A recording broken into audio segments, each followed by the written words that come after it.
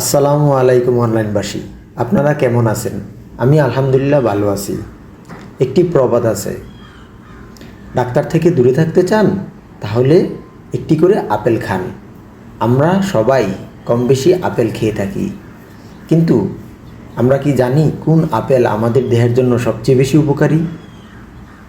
লাল apple নাকি সবুজ apple? আজকের ভিডিওতে আমরা জানব কোন আপেল আমাদের দেহের জন্য সবচেয়ে বেশি উপকারী। যদি আমার কথাগুলো ভালো লেগে থাকে তবে দয়া করে আমার চ্যানেলটি সাবস্ক্রাইব করবেন। আপেলে যে সকল পুষ্টি উপাদান রয়েছে তা হলো জল, carbohydrate, dietary fibre, protein, fat, vitamin C, potassium এবং অন্যান্য ভিটামিন এবং খনিজ পদার্থ। আপেল ফাইবার, ভিটামিন সি এবং নানা ধরনের অ্যান্টিঅক্সিডেন্ট রয়েছে যা আমাদের দেহের জন্য অনেক উপকারী। আপেলে থাকা পলিফেনল হৃদরোগের ঝুঁকি কমাতে সাহায্য করে এবং রক্তচাপ নিয়ন্ত্রণে রাখে। আপেল কম ক্যালোরি যুক্ত একটি ফল। উচ্চ ফাইবারের কারণে এটি দীর্ঘ সময় ধরে পেট ভরাতে সাহায্য করে। আপেলের ফাইবার হজম প্রক্রিয়াকে সহায়তা করে এবং অন্ত্রের স্বাস্থ্য ভালো রাখতে সাহায্য করে। আপেলে থাকা ফাইবার এবং অন্যান্য পুষ্টি রক্তে শর্করার স্তর নিয়ন্ত্রণে সাহায্য করে।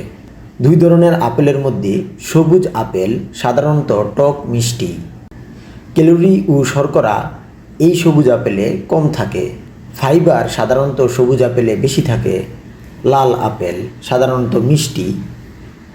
লাল আপেলের মধ্যে অ্যান্টিঅক্সিডেন্টের মাত্রা বেশি হতে পারে। লাল আপেলে ফাইবারের মাত্রা বেশি হতে পারে।